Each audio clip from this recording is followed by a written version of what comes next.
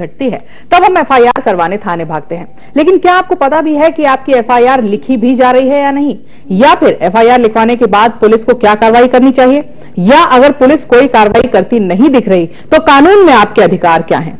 नमस्कार, मैं हूं गुंजन, आप देख रहे हैं कानूनी पहलू। आज जिस कानून के बारे में हम जानेंगे वो है एफआईआर और उससे जुड़े कानून।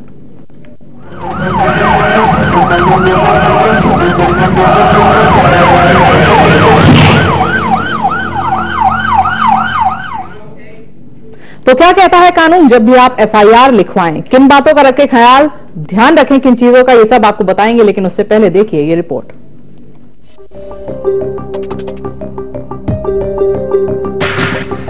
एफआईआर यानी प्रथम सूचना रिपोर्ट किसी घटना के संबंध में पुलिस के पास कार्रवाई के लिए दर्ज की गई सूचना को कहते हैं। प्रथम सूचना रिपोर्ट या फिर एफआईआर एक लिखित डॉक्यूमेंट है जो पुलिस द्वारा किसी कॉग्निजेबल ऑफेंस की सूचना मिलने पर तैयार किया जाता है। ये सूचना ज्यादातर अपराध के शिकार व्यक्ति द्वारा पुलिस के पास एक शिकायत के रूप में दर्ज की जाती है। किसी अपराध के बारे में पुलिस को कोई भी व्यक्ति मौखिक या फिर लिखित रूप में सूचित कर सकता है। भारत में किसी भी व्यक्ति को शिकायत के रूप में एफआईआर दर्ज कराने का अधिकार है, लेकिन कई बार सामान्य लोगों द्वारा दी गई सूचना को पुलिस एफआईआर के रूप में दर्ज नहीं करती। ऐसे में एफआईआर दर्ज कराने के लिए कई व्यक्तियों को न्यायालय का भी सहारा लेना पड़ता है। अपराध की सूचना को लिखने का काम पुलिस करती है। प्रावधान है कि टेलीफोनिक मैसेज को भी एफआईआर की तरह ही ट्रीट किया जाए। भारतीय दंड संहिता 1973 के अनुच्छेद 154 के तहत एफआईआर की प्रक्रिया पूरी की जाती है। ये वो महत्वपूर्ण सूचनात्मक दस्तावेज होता है जिसके आधार पर पुलिस कानूनी कार्रवाई को आगे बढ़ाती है। कॉग्निजेबल ऑफेंस होने पर एफआईआर दर्ज की जाती है। कॉग्निजेबल ऑफेंस के बारे में कोई भी व्यक्ति एफआईआर दर्ज करवा सकता है। इसके तहत पुलिस को अधिकार है कि वो आरोपी व्यक्ति को गिरफ्तार करे और जांच पड़ताल करे। जबकि नॉन कॉग्निजेबल ऑफेंस है तो बिना कोर्ट की इजाजत के कार्रवाई संभव नहीं है। हालांकि पुलिस की नजर में दी गई जानकारी में अगर जांच पड़ताल के लिए पर्याप्त आधार नहीं बनता तो वो कार्रवाई के लिए बाध्य नहीं है। इस कंडीशन में उसे कार्रवाई न करने की वजह को लॉग बुक में दर्ज करना होता है, जिसकी जानकारी भी सामने वाले व्यक्ति को दी जानी चाहिए। पुलिस अधिकारी अपनी तरफ से इस रिपोर्ट में कोई भी टिप्पणी नहीं जोड़ सकता। शिकायत करने वाले व्यक्ति का अधिकार है कि उस रिपोर्ट को उसे पढ़कर सुनाया जाए और उसकी एक कॉपी उसे दी जाए। इस पर शिकायतकर्ता का हस्ताक्षर करना भी जरूरी है। अगर थानाध्यक्ष सूचना दर्ज करने से इनकार करता है तो वरिष्ठ पदाधिकारियों से मिलकर या डाक द्वारा इसकी सूचना देनी चाहिए। तो एफआईआर कानून है क्या, इसके अंतर्गत क्या क्या आता है, ये बताएंगे advocate Vivek Nasa ji. Welcome sir, welcome again. Thank you. अगर आपके भी हैं एफआईआर कानून से जुड़े कुछ सवाल तो हमें कॉल करिए, नंबर स्क्रीन पर फ्लैश हो रहे हैं। तो सर, ये जो रिपोर्ट हमने देखी इसमें कॉग्निजेबल ऑफेंस 2-3 बार हमने रिपीट किया। What exactly is cognizable offence and non cognizable offence? As per CrPC code of criminal procedure, cognizable offence वो है जिसमें police officer without warrant arrest करने की पावर है। कॉग्निजेबल ऑफेंस में police officer without warrant arrest कर सकता है, और सिंपल टर्म्स में नॉन कॉग्निजेबल ऑफेंसेस वो हैं जिसमें police officer without warrant arrest नहीं कर सकता है। सीआरपीसी के शेड्यूल में आईपीसी के सारे ऑफेंसेस के बारे में बताया गया है कि सरकार ने डिफाइन किया है कि कौन कौन से ऑफेंसेस कॉग्निजेबल हैं, कौन कौन से ऑफेंसेस नॉन कॉग्निजेबल हैं। हाँ, ये जरूर है कि एफआईआर जो है वो सिर्फ कॉग्निजेबल ऑफेंसेस के रिस्पेक्ट में ही दर्ज की जा सकती है। जी। उस एफआईआर का फॉर्मेट क्या होता है जिसे पुलिस दर्ज करती है? एफआईआर वैसे एफआईआर जो है पंजाब पुलिस रूल्स का फॉर्म 24.5 उसका एक सेट परफॉर्मा है। उसके अंदर बकायदा लिखा जाता है कि कौन से थाने में रिपोर्ट दर्ज की गई है, कब कंप्लेनेंट कब आया है, क्या समय रहा, क्या तारीख रही। फिर नीचे मेंशन किया जाता है कि कौन कंप्लेनेंट है, उसका एड्रेस क्या है, कंप्लेनेंट की कंप्लेंट क्या है, नेचर ऑफ कंप्लेंट क्या है, कि अक्यूज्ड कौन है यानी कि क्रिमिनल कौन है। ये सब कुछ पूछा जाता है कंप्लेनेंट से। किस जगह पे कोई भी अगर इंसिडेंट हुआ है, किस जगह पे किस प्लेस पे इंसिडेंट हुआ है, थाने से उसकी दूरी कितनी है, किस समय हुआ है, ये based upon the information from the complainant. उसके बाद इसमें यह आता है कि एग्जैक्टली सीक्वेंस ऑफ इवेंट्स क्या थे, कंप्लेनेंट को जितनी नॉलेज है उस हिसाब से। कंप्लेनेंट के साथ उसके साथ ऑफेंस किया गया है, किसी और के साथ किया गया है, वो कंप्लेनेंट जो है कंप्लेंट अपने लिए करवा रहा है या किसी और के बिहाफ पे करा रहा है, एग्जैक्ट सीक्वेंस ऑफ इवेंट्स, ये सारी चीजें these are part and parcel of FIR. इसका सेट परफॉर्मा है आज पहले ये हाथ से काट के दी जाती थी, आजकल सिस्टम कंप्यूटराइज हो गया है, तो कंप्यूटराइज फॉर्मेट में एफआईआर की कॉपी दी जाती है। जी वकील साहब, दर्ज कौन कौन लोग करवा सकते हैं एफआईआर? एफआईआर कोई भी दर्ज करा सकता है। ऐसा कोई व्यक्ति जिसके साथ कोई ऑफेंस किया गया हो वो खुद करा सकता है। अगर वो सक्षम नहीं है पुलिस के पास जाने के लिए तो उसके बिहाफ पे कोई और भी करा सकता है। कोई ऐसा व्यक्ति जिसको पता चला कि कोई भी कॉग्निजेबल ऑफेंस कमिट होने वाला है, आसपास उसने कहीं से सुना, तो वो जाके कंप्लेंट दे सकता है और प्रिलिमिनरी इन्वेस्टिगेशन के बाद पुलिस एफआईआर दर्ज कर सकती है। कोई भी अगर कोई हॉस्पिटल में कोई व्यक्ति लाया गया है, इंजर्ड नेचर में लाया गया है, या इस तरीके के ऑफेंसेस प्रतीत होते हैं हॉस्पिटल स्टाफ को, डॉक्टर को, जो कि वुमेन के अगेंस्ट है या बच्चों के अगेंस्ट कोई सेक्सुअल टाइप के ऑफेंसेस हैं, उसमें हॉस्पिटल और डॉक्टर भी कंप्लेनेंट हो सकता है। पुलिस ऑफिसर को खुद को नॉलेज मिलती है, कहीं से इंफॉर्मेशन मिली कि इस तरीके का कोई ऑफेंस कमिट होने वाला है, वो अपने सो मोटो भी एफआईआर कर सकता है। फिर एक प्रोविजन है कोर्ट में मजिस्ट्रेट के पास एप्लीकेशन देके उसमें भी कोर्ट डायरेक्शन कर सकती है एफआईआर दर्ज करने की, जो एज इट इज कंप्लेंट होती है वो एज इट इज एफआईआर बन जाती है। तो काफी सारे तरीके हैं जिसमें कई अलग अलग तरीके से एफआईआर दर्ज की जा सकती है। वकील साहब, ये तो हुई कि दर्ज कौन करवा सकता है, दर्ज करता कौन है? क्योंकि हम लोग अमूमन ऐसे कहते हैं पुलिस में जाके एफआईआर करवाओ। Who is this police? कौन सा डेजिग्नेशन होनी चाहिए, या कोई भी नोट कर सकता है एफआईआर आपकी? जी, एफआईआर जो है थाने में थाना इंचार्ज जो है उसे दर्ज करनी होती है। गवर्नमेंट सीआरपीसी में प्रोविजन है, गवर्नमेंट जो है नोटिफाई कर सकती है कि किस रैंक ऑफिसर ही एफआईआर दर्ज करेगा। यूजुअली जो थाना इंचार्ज है या फिर एसएचओ है ही उसके पास पावर होती है एफआईआर दर्ज करने की। अदरवाइज अगर स्टेट गवर्नमेंट चाहे तो उसके नीचे का भी कोई ऑफिसर डिप्यूट कर सकते हैं जो कि एफआईआर दर्ज करेगा। किसी भी पुलिस थाने में जाके एफआईआर दर्ज कराई जा सकती है। अगर पुलिस मना करती है एफआईआर दर्ज करने से तो सीआरपीसी में ही प्रोविजंस हैं कि आप हायर ऑफिशियल्स के पास जाके अप्रोच कर सकते हैं। अगर आपके शहर में एसपी है तो एसपी के पास जाएं, कमिश्नर है तो डीसीपी ऑफिस जा सकते हैं, वहां जाके एप्लीकेशन दें कि भाई concern SHO concern police officer FIR हमारी दर्ज नहीं कर रहा है, तो वो एक्शन लेते हैं। उनके पास भी पावर होती है एफआईआर दर्ज करने की, डायरेक्शन देने की कंसर्न एसएचओ को या पुलिस ऑफिसर लोकल जो ज्यूरिसडिक्शन में जिसके ज्यूरिसडिक्शन में इंसिडेंट हुआ है उसे डायरेक्ट करने की कि इन्वेस्टिगेशन करे और एफआईआर रिकॉर्ड करे। तो अब तक आप समझिए गए होंगे कि कानूनी पहलू में इस बार हम चर्चा कर रहे हैं एफआईआर यानी कि फर्स्ट इन्फॉर्मेशन रिपोर्ट पे। अगर इससे मुतालिक आपके कोई भी सवाल है तो स्क्रीन पर हमारा नंबर फ्लैश हो रहा है, आप कॉल कर सकते हैं, क्योंकि बहुत सारी समस्याएं वकील साहब सामने आती हैं जब आप एफआईआर लिखवाने जाते हैं। अगर हम कहें कि हमने एफआईआर लिखवाई तो उस एफआईआर लिखवाने का उद्देश्य क्या है? एफआईआर लिखवाने का उद्देश्य है किसी भी कॉग्निजेबल ऑफेंस को रिपोर्ट करना।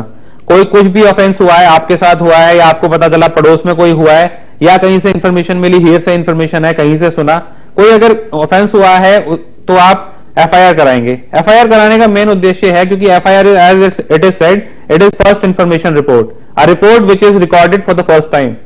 तो फर्स्ट इंफॉर्मेशन रिपोर्ट जो है FIR, it is the first step. ये फर्स्ट स्टेप है किसी भी क्रिमिनल ट्रायल का स्टार्ट होने के लिए। अगर कोई ऑफेंस हुआ है तो उसका ट्रायल भी होगा, उसमें सजा भी होनी है, तो इसके लिए एफआईआर जो है फर्स्ट स्टेप है। जी वकील साहब, ये बताया आपने कि एफआईआर फर्स्ट स्टेप है, लेकिन अगर हम ये बात करें कि मान लीजिए कि वारदात हुई, आपने रिपोर्ट समहाउ आप रिपोर्ट नहीं कर पाए थाने में और आप डिले हो गए, जो इंसिडेंट हुआ उससे थोड़ा सा डिले हो गया, तो क्या कोई फर्क पड़ता है जब आप दोबारा डिले हो जाती है कोई बात और तब आप एफआईआर लिखवाएं? जी, वैसे तो एफआईआर दर्ज कराई जा सकती है, अगर कुछ डिले हो गया एफआईआर कंप्लेंट तो तब भी दी जा सकती है। हाँ, जो एफआईआर दर्ज कराने में या कंप्लेंट देने में जो देरी हुई उसका इफेक्ट केस पे पड़ता है, क्योंकि बाद में उसका जो इफेक्ट है, देरी का इफेक्ट, ये प्रूव करना होता है प्रोसिक्यूशन साइड को। अगर पुलिस ढंग से प्रूव नहीं कर पाती है द रीजन ऑफ डिले का कॉज क्या था, जेन्युइन था या वैसे था, तो इसका इफेक्ट जो है यूज को मिलता है ट्रायल में। चलो, एक कॉलर हमारे साथ जुड़ गई हैं, सोनिया हैं गुड़गांव से। Sonia, welcome to our show. Thank you so much ma'am. मुझे पूछना है, एक्चुअली मेरे 2-3 प्रश्न हैं, अगर आप मुझे कहें तो मैं पूछ लूंगा एफआईआर से रिलेटेड। सबसे पहले तो जब भी हम एफआईआर किसी भी चीज के लिखवाने के लिए जाते हैं, जब भी कोई कंप्लेन कराने जाता है, तो उसके लिए कैसे पता लगे कि आपकी एफआईआर हो गई है? दूसरी चीज, कई बार देखा जाता है कि वो सिर्फ किसी पेपर पे एप्लीकेशन लिखवाते हैं हमेशा कि आप एप्लीकेशन लिख दीजिए और उसके ऊपर वो एक स्टैंप लगा के दे देते हैं, क्या वही एफआईआर है? उसके बाद सपोज जैसे मेरा मोबाइल चोरी हो गया, अगर मैंने उसके लिए कोई एफआईआर दी, तो क्या मेरे पास कोई प्रूफ भी होना चाहिए जिसके रिलेटेड मैं जाकर फिर वहां पर पूछ सकती हूँ? और कौन सी एफआईआर मान्य होगी? क्या कोई कानून हम जैसे लोगों के लिए भी बना है अगर पुलिस कोई एक्शन नहीं लेती हमारी रिपोर्ट लिखने के बाद? Very genuine questions Indeed. हाँ जी, इसमें आप बिल्कुल ठीक बात है, क्वेश्चन सारे जेन्युइन हैं और बहुत सारे क्वेश्चंस हैं। तो स्टार्ट विद मैं स्टार्ट करूंगा कि मैं बताता हूं कि एफआईआर का प्रोसेस क्या है। एफआईआर का प्रोसेस है, ऐसा नहीं है कि हम पुलिस के पास गए, थाने में गए, हमने कहा एफआईआर दर्ज कर दीजिए तो दर्ज हो गई। ऑल्दो इसका नाम फर्स्ट इंफॉर्मेशन रिपोर्ट है, बट इसका मतलब यह नहीं कि थाने में जाते ही पुलिस वाला एफआईआर दर्ज कर लेगा, जो स्टेशन इंचार्ज है या एसएचओ है। आपको एक कंप्लेंट देनी है, रिटर्न में कंप्लेंट देनी है पुलिस ऑफिसर को। सेक्शन 154 सीआरपीसी में एफआईआर के रिलेटेड प्रोविजंस हैं। अगर कोई व्यक्ति रिटर्न में कंप्लेंट देता है कंसर्न थाना इंचार्ज को, चौकी इंचार्ज को, तो उस कंप्लेंट को, रिटर्न कंप्लेंट को वो as a daily diary report में दर्ज करेगा। अगर कोई व्यक्ति रिटर्न में नहीं दे सकता तो वो पहले रिटर्न में लेगा उस कंप्लेंट को और उसके स्टैंप और जो कंप्लेनेंट है उसकी स्टैंप कराएगा, उसका साइन कराएगा या फिर अंगूठा लगवाएगा अगर वो पढ़ने लिखने में सक्षम नहीं है। तो उस कंप्लेंट के बेसिस पे वो सर्टन करने की कोशिश करेगा कि ये ऑफेंस कॉग्निजेबल है या नॉन कॉग्निजेबल है। डिपेंडिंग अपॉन दैट वो इंक्वायरी करेगा, प्रिलिमिनरी इन्वेस्टिगेशन करेगा। अगर वो ये पाया जाता है कि ऑफेंस कॉग्निजेबल है, उसके बाद वो मौके पे जाएगा, तफ्तीश करेगा। मौका तफ्तीश के बाद एफआईआर रजिस्टर करेगा बेस्ड अपॉन द फैक्ट्स जो मौके पे जाके उसे पता चलेंगे, साइट प्लान बनाएगा, बाकी सब कुछ करेगा। जहां तक बात है हमें पता कैसे चले कि एफआईआर हो गई है या नहीं हो गई है। पहले आपने कंप्लेंट दी, आप चेक कर सकते हैं स्टेशन इंचार्ज से, एसएचओ से कि एफआईआर हुई है या नहीं हुई। एफआईआर का एक अलग फॉर्मेट है जिसमें जो सेक्शन 154 में आता है उस पे आजकल तो कंप्यूटराइज्ड एफआईआर की कॉपीज देने लग गए हैं। एक एफआईआर रजिस्टर में 4 सेट होते हैं। एक कार्बन कॉपीज दी जाती थी पहले क्योंकि नॉर्मल रजिस्टर होते थे, आजकल कंप्यूटराइज होने लग गया। एक कॉपी जो है थाने के लिए, थाने में कार्रवाई के लिए रहती है। दूसरी कॉपी भेजी जाती है कंसर्न इलाका मजिस्ट्रेट को। तीसरी कॉपी भेजी जाती है हायर कंसर्न ऑफिसर्स को, जैसे कि एसपी या फिर DCP as per the system in the city. और चौथी कॉपी जो है वो कंप्लेनेंट को दी जाती है आफ्टर एफआईआर दर्ज हो गई। जहां तक बात थी कि अगर मोबाइल फोन चोरी हो गया तो उसमें क्या करें। यूजुअली देखा जाता है कि थाने में मोबाइल फोन चोरी की रिपोर्ट नहीं लिखते, मोबाइल गुम होने की रिपोर्ट लिखते हैं। मोबाइल फोन गुम होना is a non cognizable offence, तो उसमें 155 में नॉन कॉग्निजेबल रिपोर्ट काट के दे देते हैं। नॉन कॉग्निजेबल रिपोर्ट के बेसिस पे एफआईआर नहीं होती, उसमें कोर्ट में जाके डायरेक्शन सीख करनी पड़ती है in respect of non cognizable offences आगे इन्वेस्टिगेशन के लिए। उसमें कंप्लेनेंट को खुद ही कोर्ट को अप्रोच करना होता है। अगर कोई इस नेचर का ऑफेंस है जो कि कॉग्निजेबल है तो मौके पे जाके जो आईओ है या थाना इंचार्ज एसएचओ है या जिस इन्वेस्टिगेशन ऑफिसर को उसने डिप्यूट किया है, मौके पे जाके वो देखेगा और तफ्तीश करने के बाद अकॉर्डिंगली एफआईआर को दर्ज करेगा। जहां तक बात है एफआईआर मान्य होगी, एफआईआर तो मान्य है ही है। जो कंप्लेंट है, कंप्लेंट को डीडीआर डेली रजिस्टर में रोजनामचे में वो नोट करेगा और उसके बेसिस पे ही एफआईआर करेगा। जी चलिए, एक कॉलर हमारे साथ जुड़ गए हैं, सुनील हैं करनाल से। सुनील नमस्कार। जी सुनील जी, पूछिए आपका सवाल क्या है। सर मैंने एक शॉप खरीदी थी जी एग्रीमेंट किया था उसका, तो एग्रीमेंट हुआ था 40 लाख रुपए में जी।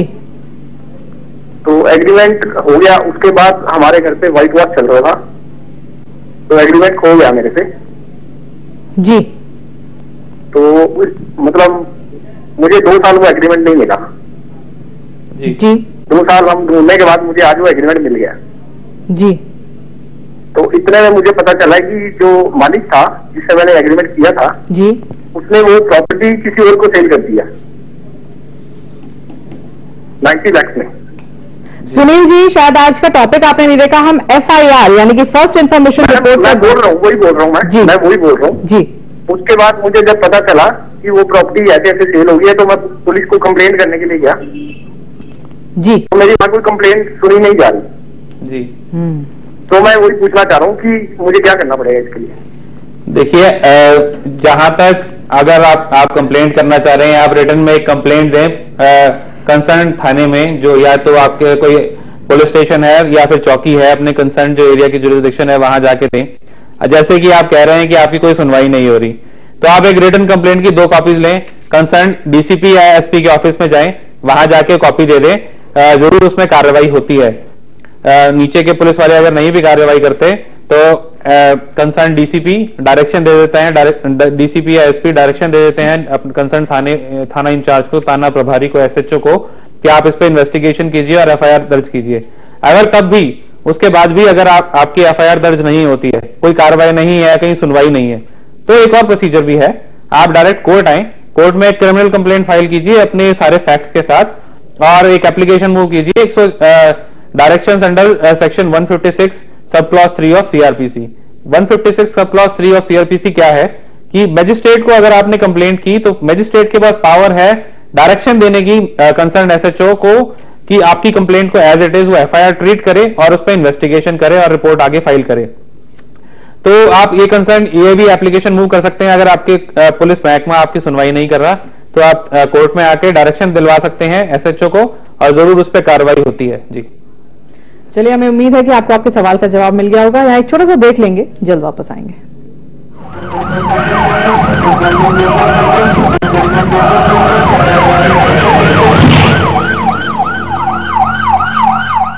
ਹੁਣ ਕਿਸਾਨ ਭਰਾਵਾਂ ਦੀ ਬੱਲੇ ਬੱਲੇ ਹੁਣ ਹਰ ਤਰ੍ਹਾਂ ਦੀਆਂ ਫਸਲਾਂ ਫਲ ਤੇ ਸਬਜ਼ੀਆਂ ਦੇ ਲਈ ਕੈਲਸ਼ੀਅਮ ਤੇ सल्फर ਦੇ रूप ਵਿੱਚ आ गया है सरताज जिप्सम। मैंने मैडम ये जिस टाइम मार्च में हमने बिजाई की थी ईख की, तो उस टाइम हमने 8 कट्टे इसके अंदर डाले थे बिजाई करते वक्त। जी जी। तो उसके साथ ही हमारे गांव के किसान ने अपना बिजाई किया था मार्च के अंदर ही जी।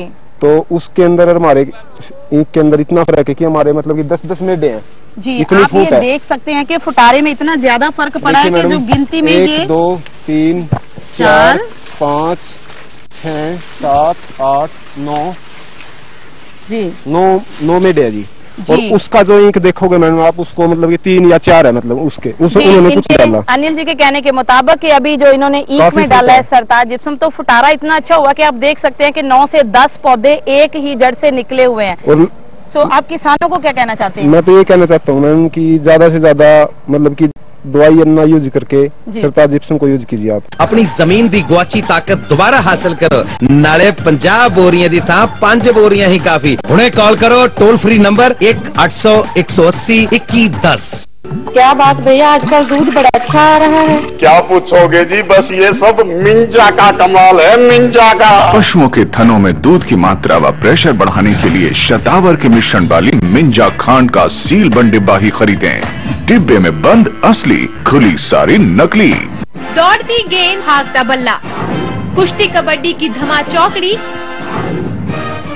या फुटबॉल का हो हल्ला, दिमागी जंग हो या फिर उछल कूद, खेल से जुड़ी हर एक खबर देखिए प्लेग्राउंड में। रोजाना शाम 5 बजे सिर्फ खबरें अभी तक पर।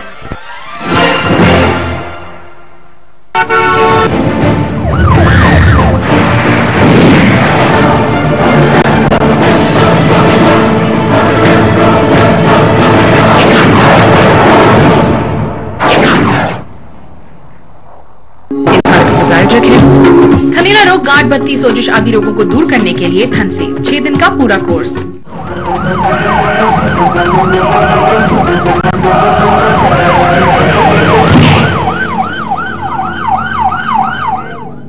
Welcome back. आप देख रहे हैं कानूनी पहलू। मैं हूं गुंजन। जिस विषय पर आज हम बात कर रहे हैं वो है एफआईआर और उससे जुड़े कानून। अगर इससे मुतालिक कोई भी आपके सवाल हैं तो आप हमें कॉल कर सकते हैं। हमारा नंबर स्क्रीन पर फ्लैश हो रहा है। वकील साहब, हम बात कर रहे हैं एफआईआर जब आप लिखवाते हैं, मान लीजिए आपकी एफआईआर डिले हो गई जी, तो क्या नुकसान हो सकता है? एफआईआर डिले होने के केस में आपके केस को नुकसान हो सकता है और एक्यूज को फायदा मिल सकता है, क्योंकि ये प्रिजम्पशन आ जाती है कि अगर एफआईआर लिखवाने में देरी हुई, इंसिडेंट तो किसी समय पे हुआ और एफआईआर लिखवाने में देरी हुई, अगर एफआईआर में एक्सप्लेन नहीं किया जाता कि रीजन ऑफ डिले क्या है, एक जेन्युइन रीजन नहीं शो किया जाता, तो ट्रायल के स्टेज पे एक्यूज को उसका फायदा मिलता है कि एफआईआर, ये जो एफआईआर की गई है या कंप्लेंट की गई है ये मेरी भगत से की गई है। ट्रायल में कुछ भी हो सकता है, पर हाँ एफआईआर लेट होने से फायदा जरूर मिलता है ट्रायल के दौरान एक्यूज को। तो कोशिश करनी चाहिए कि एफआईआर या कंप्लेंट जल्द से जल्द देनी चाहिए और उसकी कॉपी वापस, एक कॉपी साइंड और स्टैम्प कॉपी लेनी चाहिए वापस। चलिए, कॉलर शाहबाद से हमारे साथ जुड़ गए हैं राजकुमार जी। राजकुमार जी नमस्कार। नमस्कार मैम। जी पूछिए अपना सवाल। नमस्कार, मेरा सवाल ये है कि एक लड़की ने मेरे छोटे ब्रदर के ऊपर रेप का केस लगाया हुआ था, जो टोटली फ्रॉड था जी। हमको पहले पता नहीं था, लेकिन जब बाद में पता उनकी रिकॉर्डिंग सामने आई, उसमें ये आया कि हेलो जी जी राजकुमार जी, हम आपको सुन पा रहे हैं। हाँ, जब रिकॉर्डिंग सामने आई तो उसमें ये आया भी लड़की किसी से बात करती है कि हमने इसको फंसाना था, फंसा लिया है, और पहले तो मेरे जंगल में एक लड़का था और अभी सारा परिवार मेरे जंगल में है। अभी क्या उसके बिहार पे हम की उसके खिलाफ केस कर सकते हैं? उस लड़की ने FIR लिखवाई है? FIR करवाई है, मेरे छोटे ब्रदर को अभी हवलात में दिया हुआ है। अभी FIR पेंडिंग है क्या? सर इधर हवलात में चला गया तो ट्रायल पे गया हुआ है सर, अभी चार्ज लगा नहीं है सर। जी, तो इसमें आप क्या कर सकते हैं, आपके पास जो एविडेंस है, जो रिकॉर्डिंग है, इसको लेके आप कंसर्न हाई कोर्ट को अप्रोच कर सकते हैं। हाई कोर्ट के पास सेक्शन 482 CRPC में इनहेरेंट पावर्स है FIR क्वैश करने की। जैसा कि आपने बताया, आपके पास रिकॉर्डिंग है, सबूत है कि वो लड़की कहती है कि मैं फंसाना चाहती थी, इसलिए मैंने फंसा दिया इस लड़के को। आप वो सबूत लेके हाई कोर्ट को अप्रोच करें। हाई कोर्ट के पास पावर है FIR क्वैश करने की। एक बार FIR दर्ज की गई तो FIR कैंसिल तो हो नहीं सकती। हाँ, FIR क्वैशिंग हो सकती है। हाई कोर्ट के पास इनहेरेंट पावर्स हैं। आप हाई कोर्ट को अप्रोच कीजिए विद ऑल एविडेंस जो भी आपके पास है, और उपयुक्त हम उम्मीद करते हैं उपयुक्त कार्रवाई करेंगे माननीय उच्च न्यायालय। जी चलिए राजकुमार जी, हमें उम्मीद है आपको आपके सवाल का जवाब मिल गया होगा। एक और कॉलर है, धर्मपाल जी हैं हिसार से। नमस्कार जी, अपना सवाल पूछिए। ये है जी सवाल। धर्मपाल जी, अपना सवाल पूछिए। हाँ जी, मेरा सवाल ये है जी, 15 पेटियां केस लगवा दिया थी ठेकेदारों ने जी। अरे अभी तक ना तो कोई कार्रवाई हो रही है और न मेरे को पेश करे नानू थाने के अंदर, वैसे ही छोड़ रहे हैं जी, पेंडिंग 2.5 महीने हो गए जी। ऐसे जी आपने कंप्लेंट दे दी है थाने में। अब अभी आप पहले तो सर्टेन करें कि इन्होंने FIR की है या नहीं की है, आपकी कंप्लेंट पे कार्रवाई कर भी रहे हैं या नहीं कर रहे हैं। अगर आपको लगता है आपको तफ्तीश में शामिल नहीं कर रहे हैं तो आपके पास ऑप्शन है, आप कंसर्न इन्वेस्टिगेशन ऑफिसर को एक रिटन में एक चिट्ठी लिख सकते हैं, यानी कि नोटिस दे सकते हैं कि आपको शामिल तफ्तीश किया जाए, यानी कि आपके स्टेटमेंट लिए जाए इन्वेस्टिगेशन के दौरान और इन्वेस्टिगेशन को जल्दी किया जाए। अगर आपकी कंप्लेंट पेंडिंग है और अगर आपकी FIR नहीं की है इन्होंने, तो आप हायर ऑफिशियल्स को अप्रोच कीजिए, SP को अप्रोच कीजिए, SP कार्यालय में जाइए या DCP या कमिश्नर कार्यालय में जाइए, वहां एप्लीकेशन दीजिए कि मुझे ना मेरी स्टेटमेंट नोट की, मैंने कंप्लेंट दी हुई है, FIR नहीं दर्ज की, या FIR दर्ज कर लिए तो इस पे कार्रवाई नहीं हो रही है। जैसा कि मुझे लगता है कि आपने कंप्लेंट ही दी हुई है, एक बार पुलिस FIR दर्ज कर ले तो उस पर कार्रवाई जरूर करती है। विद इन 90 डेज उन्हें चार्जशीट फाइल करनी होती है। आपके स्टेटमेंट अभी तक मुझे उम्मीद है रिकॉर्ड कर ही लेते। ऐसा प्रतीत होता है कि उन्होंने कंप्लेंट लेके रख ली है और उस पर FIR दर्ज नहीं की है। आप हायर ऑफिशियल्स के पास जाएं, अपनी एप्लीकेशन दें उनको कि मेरी स्टेटमेंट रिकॉर्ड नहीं की कंसर्न IO ने, ना ही मेरी कंप्लेंट पे FIR रिकॉर्ड की रजिस्टर की है, ना ही इस पे कुछ कार्रवाई कर रहे हैं। अगर फिर भी काम नहीं बनता, पुलिस नहीं सुनती, तो आप कोर्ट में भी जा सकते हैं। सेक्शन 200 में एक क्रिमिनल कंप्लेंट फाइल कर सकते हैं और 156(3) में पुलिस ऑफिसर के अगेंस्ट डायरेक्शन सीक कर सकते हैं, जिसमें पावर है मजिस्ट्रेट को जो आपने कंप्लेंट में कंटेंट्स हैं उसको एज इट इज ट्रीट करते हैं, FIR ट्रीट करें और उस पर इन्वेस्टिगेशन करके रिपोर्ट कंसर्न मजिस्ट्रेट की कोर्ट में फाइल करें। जी पवन जुड़ गए हमारे साथ रोहतक से। पवन जी नमस्कार। पवन जी, हमारी आवाज पहुंच रही है? हाँ बिल्कुल जी। पवन जी, सवाल पूछिए अपना। पवन जी, टीवी की वॉल्यूम बंद लगता है, संपर्क इनसे। चलिए, नरेश जी हमारे साथ जुड़ गए हैं गुड़गांव से। नरेश जी नमस्कार। हेलो जी नरेश जी, अपना सवाल पूछिए। हाँ, मैं ये पूछ रहा था वकील साहब से कि जो लेडीज के लिए FIR का के कहीं भी लॉन्च कर सकती है। हेलो जी, एक बार फिर से दोहराइए अपना सवाल। कोई भी महिला कहीं भी आउट ऑफ जुडिक्शन कहीं भी FIR लॉन्च करा सकती है जी, या कंप्लेंट दर्ज करा सकती है जी। तो क्या आउट ऑफ टेरिटोरियल जुडिक्शन के ग्राउंड पे वो कहीं भी उसको प्रोसीड कर सकती है केस को? जी, आपका बहुत ही अच्छा सवाल है। ये जो आपका सवाल है ये 0 FIR से रिलेट करता है। वैसे तो कानून में प्रोविजंस है कि पुलिस वाले ज्यूरिसडिक्शन को एक इफेक्ट नहीं बनाएंगे, ऑल्दो इन्वेस्टिगेशन के लिए ज्यूरिसडिक्शन बहुत इंपॉर्टेंट होती है कि कौन जिस थाने की ज्यूरिसडिक्शन है कौन इन्वेस्टिगेट करेगा। अब जहां तक एफआईआर है, बाकायदा रूल तो ये कहता है कि किसी भी थाने में आप जाइए, उस कंसर्न पुलिस ऑफिसर को आपकी रिपोर्ट कंप्लेंट रिटर्न में लेनी है और एफआईआर रजिस्टर करनी है, और उसे अगर वो उसकी ज्यूरिसडिक्शन में नहीं आता जहां ऑफेंस हुआ तो एक रोजनामचे में एंट्री करके कंसर्न पुलिस स्टेशन को एफआईआर और जो भी आपकी कंप्लेंट है एफआईआर अगर दर्ज कर लिया तो उस एफआईआर को कंसर्न पुलिस स्टेशन में भेजेगा और वो दूसरा जो जिसके ज्यूरिसडिक्शन में ऑफेंस हुआ है वो इन्वेस्टिगेट करेगा। अब क्योंकि पुलिस ये चीजें करना नहीं चाहती। Hello sir. हाँ जी, मैं ये पूछ रहा था, आइदर एफआईआर और complaint can tribe out of territorial जुडिक्शन। मैं आ रहा हूं जो ट्रायल है, जहां तक एफआईआर की बात है मैं आगे आ रहा हूं। जो कि ऑफेंसेस अगर वुमेन के अगेंस्ट होते हैं, वुमेन या बच्चों के अगेंस्ट होते हैं, अभी रिसेंटली सीआरपीसी में अमेंडमेंट हुई है और उसमें कंसर्न आईओ या एसएचओ के अगेंस्ट क्रिमिनल कल्पेबिलिटी आ गई है। तो स्पेशली इन केसेस ऑफ अगर कोई ऑफेंस है वुमेन के अगेंस्ट या बच्चों के against in the nature of sexual offences, उसमें 0 एफआईआर पुलिस वाले आजकल करते हैं और कंसर्न एरिया में कंसर्न थाने में भेज देते हैं। जहां तक ट्रायल की बात है, ट्रायल तो कंसर्न जिस एरिया के ज्यूरिसडिक्शन में है ट्रायल वहीं होगा। जैसे कि अगर ऑफेंस गुड़गांव में हुआ और आपने एफआईआर करा दी दिल्ली में, 0 एफआईआर दिल्ली में रजिस्टर कर लेंगे, उसे कंसर्न गुड़गांव के कोर्ट में गुड़गांव के थाने में भेजेंगे और जो उसका ट्रायल होगा कंसर्न गुड़गांव के कोर्ट ही करेगी। जी, तो जो आपका प्रश्न था, ट्रायल तो उसी ज्यूरिसडिक्शन में होगा जहां ऑफेंस कमिट किया गया है। हाँ, 0 FIR in cases of offences against women and children वो कहीं और भी की जा सकती है। चलो, वकील साहब ने बहुत सारी बातें बताई और ये भी बताया 0 एफआईआर लिखी जाती है। 0 एफआईआर क्या है ये भी जानेंगे, लेकिन यहाँ पर एक छोटा सा ब्रेक लेंगे, जल्द लौटेंगे।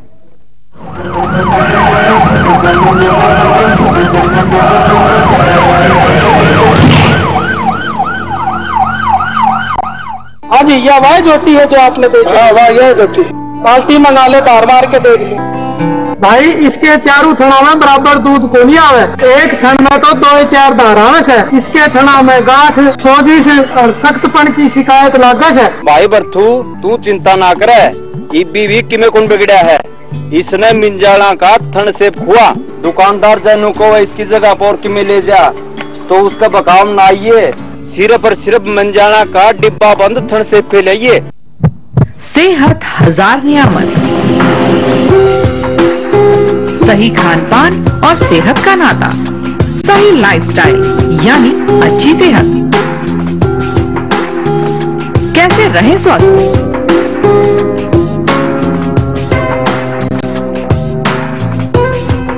व्यायाम का साथ और हेल्थ गुरु हर रविवार शाम 4 बजे सिर्फ खबरें अभी तक पर।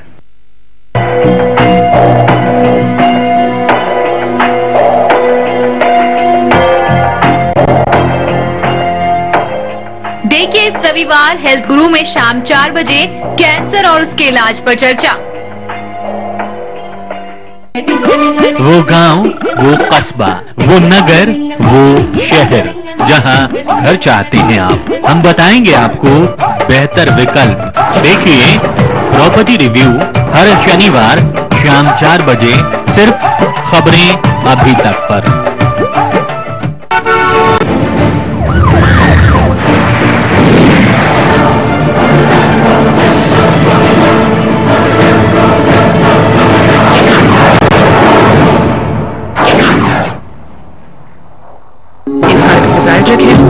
थनीला रोग, गांठ बत्ती, सोजिश आदि रोगों को दूर करने के लिए धन से 6 दिन का पूरा कोर्स। ऑफिस की तैयारी, किचन की मारामारी, गोलू गुड़िया को स्कूल भेजने की बारी, वक्त की आपाधापी में लें कंप्लीट जानकारी, क्योंकि हम अखबार दिखाते हैं। दौड़ती गेंद, भागता बल्ला, कुश्ती कबड्डी की धमाचौकड़ी या फुटबॉल का हो हल्ला, दिमागी जंग हो या फिर उछल कूद, खेल से जुड़ी हर एक खबर देखिए प्लेग्राउंड में।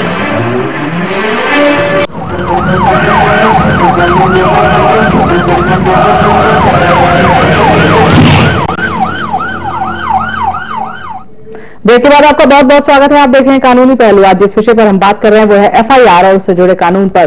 जब हम ब्रेक पे गए थे तो वकील साहब बहुत बार कह रहे थे जीरो एफआईआर। जीरो एफआईआर क्या है, चलिए जानते हैं। Sir, what is zero FIR और कंप्लेंट और एफआईआर के बीच में क्या डिफरेंस है? चलिए पहले मैं लेता हूं कि जीरो एफआईआर क्या है। यूजुअली जैसे कि मैंने पहले भी कहा, हर पुलिस ऑफिसर जो है ही इज ड्यूटी बाउंड कि कोई किसी भी कंप्लेंट पे वो उसके अगेंस्ट एफआईआर करे, प्रिलिमिनरी इन्वेस्टिगेशन करनी है वो करे या फिर एफआईआर लिखे। ये प्रोविजन मैंडेटरी नेचर का है। इसमें कई सुप्रीम कोर्ट की जजमेंट्स भी हैं, जैसे AR अंतुले केस में भी कॉन्स्टिट्यूशनल बेंच ने कहा कि एफआईआर दर्ज करनी जरूरी है। अब जुरिसडिक्शन की बात आती है, टेरिटोरियल जुरिसडिक्शन की, कि थाने वाले कहते हैं कि हमारे जुरिसडिक्शन में ऑफेंस तो कमिट हुआ नहीं, हम एफआईआर करेंगे नहीं। आप दूसरे थाने में जाइए, वो कहते हैं हमारे जुरिसडिक्शन में नहीं है, हम नहीं करेंगे। तो ऐसा देखा गया है, आदमी बेचारा परेशान होता है कि मैं एफआईआर या कंप्लेंट दर्ज कराऊं तो कहां कराऊं। कानून में प्रोविजन है कि कोई भी पुलिस ऑफिसर है, कोई भी थाना है, उसे कंप्लेंट लिखनी है और अगर उसके जुरिसडिक्शन में नहीं पड़ती तो अपने थाने के रोजनामचे में एंट्री करके कंसर्न थाने में जिसकी भी जुरिसडिक्शन उसके हिसाब से बनती है वहां भेजे और वो कंसर्न थाना इंचार्ज उस पर इन्वेस्टिगेशन करेगा, कंसर्न एफआईआर लिखेगा। अब ये होती है जीरो एफआईआर। पुलिस वाले ऐसा करते नहीं है। अभी निर्भया का जो मैटर हुआ था 2013 में, तो इसमें अमेंडमेंट हुई है कानून में चेंजेस लाई गई हैं। उसके अनुसार कोई भी ऑफेंस जो कि औरतों, महिलाओं के अगेंस्ट कमिट किया गया हो या बच्चों के अगेंस्ट कमिट किया गया हो किसी सेक्सुअल नेचर का, जैसे कि हमने prevention of sexual offence against children का भी हमने टॉपिक लिया था, या कोई रेप किया गया हो महिलाओं के साथ, बच्चों के साथ, इस केस में पुलिस वालों के अगेंस्ट क्रिमिनल कल्पेबिलिटी का प्रोविजन डाल दिया गया है कि उन्हें एफआईआर दर्ज करनी ही है, अगर चाहे उनके जुरिसडिक्शन में ऑफेंस हुआ है या नहीं हुआ है। अगर कोई पुलिस वाला ऐसा नहीं करता है, ओनली इन केसेस ऑफ जो ऑफेंसेस बच्चों के साथ या महिलाओं के अगेंस्ट हुए हैं, अगर पुलिस वाला ऐसा नहीं करता है तो पुलिस वाले के अगेंस्ट सजा का भी प्रावधान कर दिया गया है। तो इसलिए इस तरीके के जो ऑफेंसेस हैं उसमें पुलिस वाले जीरो एफआईआर कर लेते हैं। एफआईआर दर्ज कर ली, कंप्लेंट दर्ज कर ली, उसमें ये देख लेते हैं कि कहां पे ऑफेंस कमिट हुआ है और उस कंसर्न थाने में सारे डॉक्यूमेंट्स कंप्लेंट भेज देते हैं। ऐसा ही हुआ आसाराम जी के केस में, जिसमें कि जीरो एफआईआर दर्ज की गई थी दिल्ली में और उनका ऑफेंस कमिट हुआ था राजस्थान में, तो उनका ट्रायल भी वहीं चल रहा है। अभी रिसेंटली एक केस हुआ था गुड़गांव में, किसी कॉर्पोरेट की कोई महिला थी, उन्होंने वर्क प्लेस पे सेक्सुअल हरासमेंट की कंप्लेंट की थी। लोकल जुरिसडिक्शन में उनकी कंप्लेंट दर्ज हुई नहीं, एफआईआर दर्ज हुई नहीं, तो उन्होंने दिल्ली में जाके एक थाने में, आरकेपुरम थाने में जाके जीरो एफआईआर दर्ज कराई और उस आरकेपुरम दिल्ली थाने से उन्होंने गुड़गांव में कंप्लेंट और एफआईआर सारे डॉक्यूमेंट्स भेजे। फिर लोकल थाने ने जो रिकॉर्ड की एफआईआर और उस पर इन्वेस्टिगेशन की। तो यही है जीरो एफआईआर। अब जहां तक बात है कि कंप्लेंट और एफआईआर में क्या डिफरेंस है। अब कंप्लेंट तो फर्स्ट स्टेप है कि आपने जो रिटन में कोई भी आप जो घटनाक्रम हुआ, आप अपने नाम के साथ आप कंसर्न आईओ को देंगे, पुलिस ऑफिसर को देंगे, आईओ तो बाद में आया, थाने में जाएंगे, एसएचओ को देंगे कि ऐसे ऐसे कोई इंसिडेंट हुआ, मेरे साथ हुआ या किसी के बिहाफ पे मैं ये कंप्लेंट दे रहा हूं। उस कंप्लेंट के बेसिस पे पुलिस ऑफिसर असर्टेन करेगा क्या ये कॉग्निजेबल ऑफेंस है या नॉन कॉग्निजेबल ऑफेंस है। वहां उसको अपनी इंटेलिजेंस के हिसाब से डिसीजन लेना है। अगर उसे लगता है कि कॉग्निजेबल ऑफेंस है तो उसके मौके पे जाके तफ्तीश करेगा, प्रिलिमिनरी इंक्वायरी करेगा, साइट प्लान बनाएगा और on the basis of it FIR दर्ज करेगा। एफआईआर की एक कॉपी कंप्लेंट को भी देगा। तो ये डिफरेंस है। कंप्लेंट फर्स्ट स्टेप है एफआईआर करवाने के लिए और एफआईआर फर्स्ट स्टेप है ट्रायल के लिए। It is a recorded step trial के लिए। अब कंप्लेंट दूसरी नेचर की भी हो सकती है। अगर एफआईआर दर्ज नहीं करता है कोई थाना इंचार्ज पुलिस वाले और उसके बाद आप हायर ऑफिशियल्स को, एसपी या डीसीपी को भी अप्रोच कर सकते हैं, डायरेक्शन सीख कर सकते हैं, वहां भी एक कंप्लेंट दे सकते हैं अपनी। अगर पुलिस में सुनवाई नहीं है तो क्रिमिनल कंप्लेंट फाइल कर सकते हैं कोर्ट में। सेक्शन 200 ऑफ सीआरपीसी में आप सीधा कोर्ट में जा सकते हैं, क्रिमिनल कंप्लेंट फाइल कर सकते हैं और इन्वेस्टिगेशन की डायरेक्शन सीख कर सकते हैं section 156 sub clause 3 of CrPC में। उसमें मजिस्ट्रेट को पावर है कंसर्न एसएचओ को डायरेक्शन देने की कि आप इस कंप्लेंट को एफआईआर ट्रीट कीजिए और इस पर इन्वेस्टिगेशन करके रिपोर्ट मजिस्ट्रेट के सामने फाइल कीजिए। तो ये डिफरेंस है कंप्लेंट और एफआईआर में। जी वकील साहब, पवन है रोहतक से, एक बार फिर हमारे साथ जुड़ गए हैं। जी पवन जी, वेलकम अगेन। पूछिए, आपका क्या सवाल है? मैडम नमस्कार। जी नमस्ते। मैडम मैंने मेरे एक लेडी डोमेस्टिक वायलेंस और 125 का केस डाल रखा है। जी जी हेलो जी। एक मैडम ने 125 का डोमेस्टिक वायलेंस का केस डाल रखा है, उसमें जज के सामने बयान करे उसने, मैं ऑलरेडी मैरिड हूँ। जी जी। हेलो, और मैं गवर्नमेंट सर्वेंट हूँ, वो मेरा तनख्वाह का हक लेना चाहती है घर बैठे। जी हेलो जी जी। अब मैंने 11 SMA का केस डाला डिस्ट्रिक्ट में और 494 का डाल रहा हूँ मैं, उसमें गिरफ्तारी होगी या नहीं होगी? देखिए, वैसे तो हम आज एफआईआर के मैटर ले रहे हैं। आप अगर कंप्लेंट देते हैं तो एफआईआर रजिस्टर करेंगे ही। अगर आपका प्रश्न इन्वॉल्व करता है कि उसने 125 का भी या डोमेस्टिक वायलेंस का डाला हुआ है, वो तो मेरिट की बातें हैं। हाँ, आप कंप्लेंट दीजिए। अगर आपको लगता है कि आपके मैटर कॉग्निजेबल ऑफेंस है तो आप जाके कंप्लेंट दीजिए, उस पर उचित कार्रवाई जरूर होगी। जी जी। चलिए वकील साहब, एक और क्वेश्चन था कि ये डेली डायरी क्या चीज है? डेली डायरी में वो नोट कर लेते हैं और एफआईआर नहीं लॉन्च करते। What is daily diary?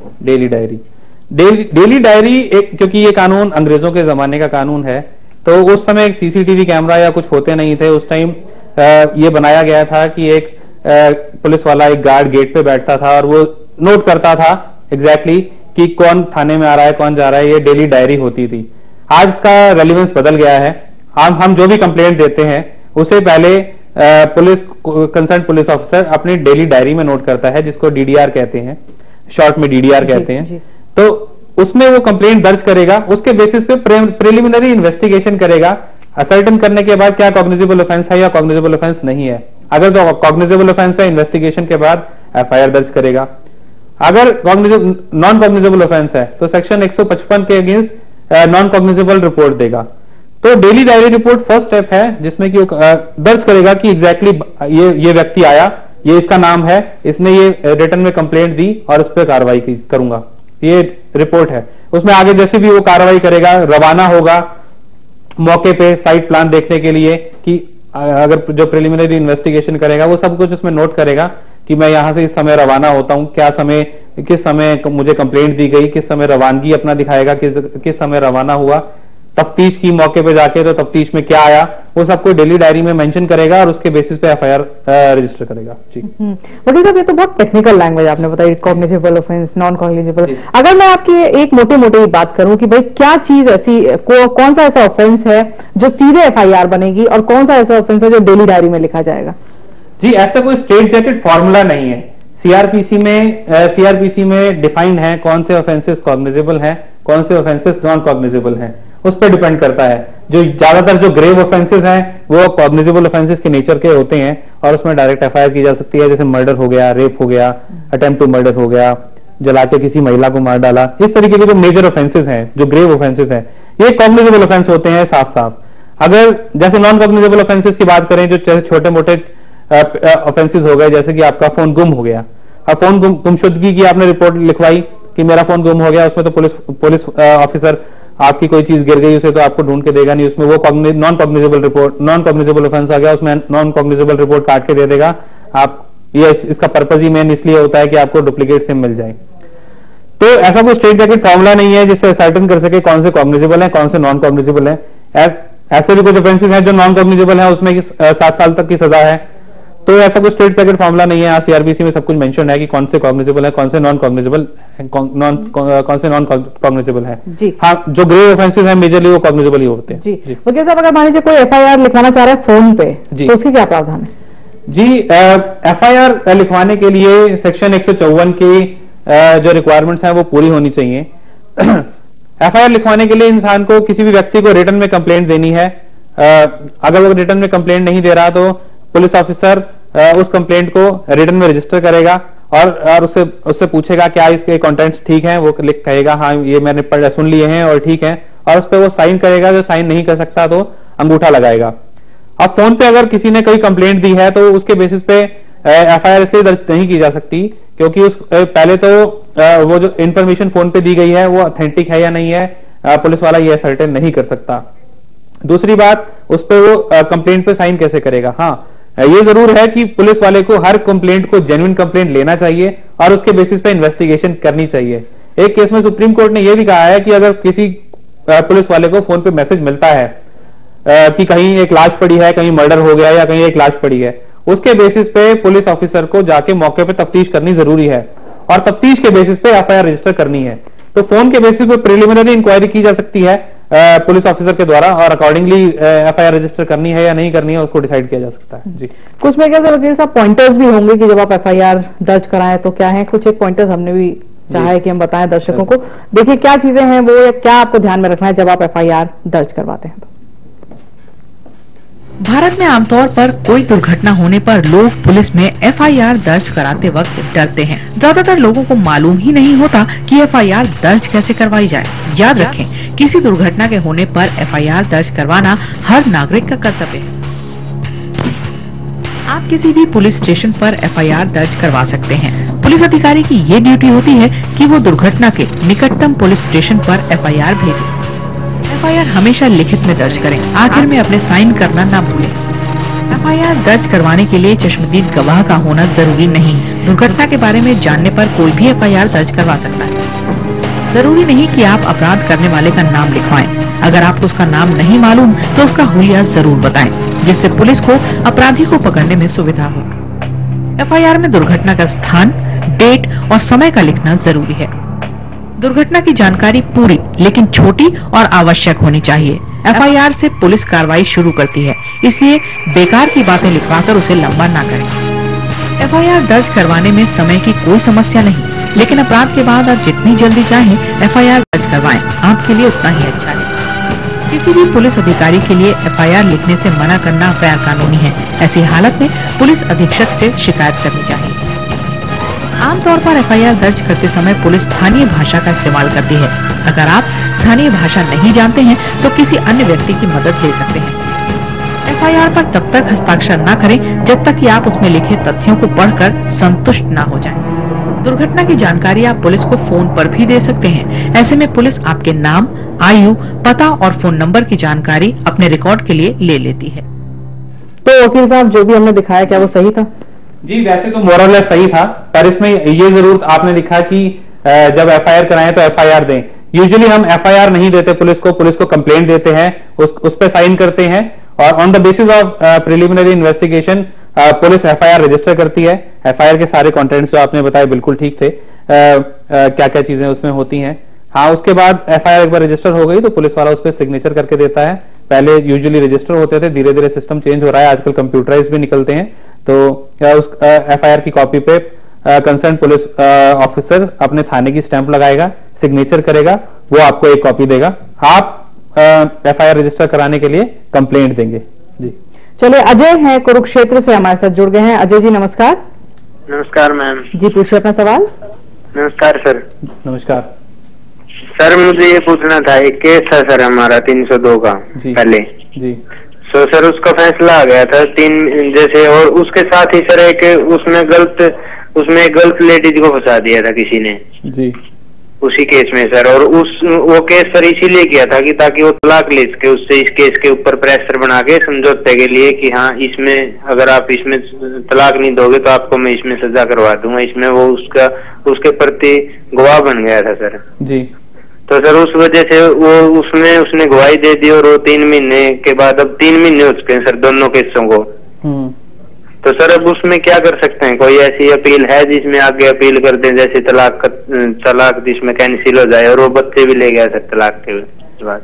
जी, अगर आपके पास सबूत है कि उस महिला ने ये केस इसीलिए डाला था ताकि वो तलाक ले सके, तो प्रोविजन है, आप हाईकोर्ट, माननीय हाईकोर्ट को अप्रोच करें। हाईकोर्ट के पास पावर है एफआईआर क्वैश करने की, क्योंकि ये 302 का मैटर है, इसमें मुश्किल है थोड़ा एफआईआर क्वैश होना।